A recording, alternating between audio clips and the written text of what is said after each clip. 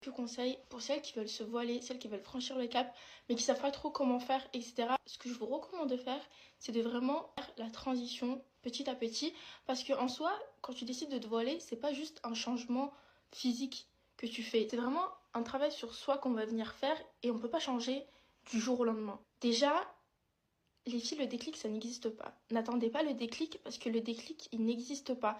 Après, certes, comme je vous l'ai dit, on peut pas faire ça du jour au lendemain. Après, il y en a qui le font et pour qui ça marche, mais ça reste quelque chose de fragile. Il y a une image que j'aime bien, c'est l'image du sac à dos. Donc, imaginons que vous ayez un sac à dos. Donc, votre sac à dos, c'est votre vie. Ok, vous avez votre sac à dos sur le dos.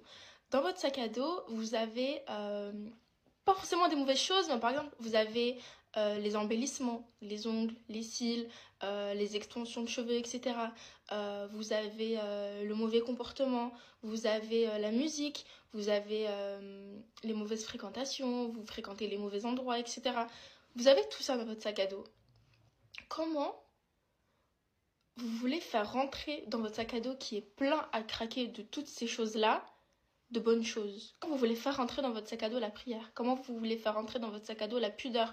Comment vous voulez... En fait, ça rentrera pas. Parce que votre sac à dos, il est plein de mauvaises choses. Et vraiment, votre sac à dos, il est plein de choses superficielles. Moi, ce que je vous recommande de faire, c'est prendre votre sac à dos, regardez ce qu'il y a dedans, regardez son contenu. Qu'est-ce qui vous est essentiel? Faites le tri dans votre sac à dos. Vous allez enlever petit à petit. Vous allez enlever les embellissements. Vous allez enlever le mauvais comportement. Vous allez enlever la musique. Vous allez enlever les mauvaises fréquentations.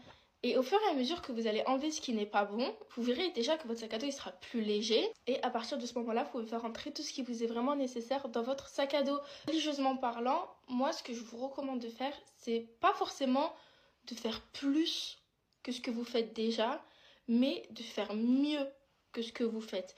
Et de toute façon, les filles, au fur et à mesure que vous vous rapprochez de votre religion, que vous comprenez votre religion, parce que le plus important, c'est vraiment de comprendre pourquoi vous priez, pourquoi vous invoquez Allah, pourquoi vous faites tout ça en fait. Le plus important, c'est vraiment de comprendre pourquoi. Vous serez naturellement guidé tout simplement parce que vous serez proche de votre Seigneur.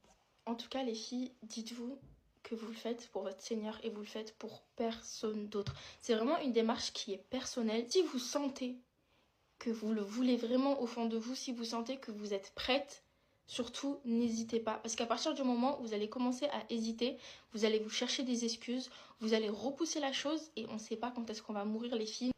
Après, ça reste un combat. Le voile, ça reste un combat quotidien, ça va être un combat entre vous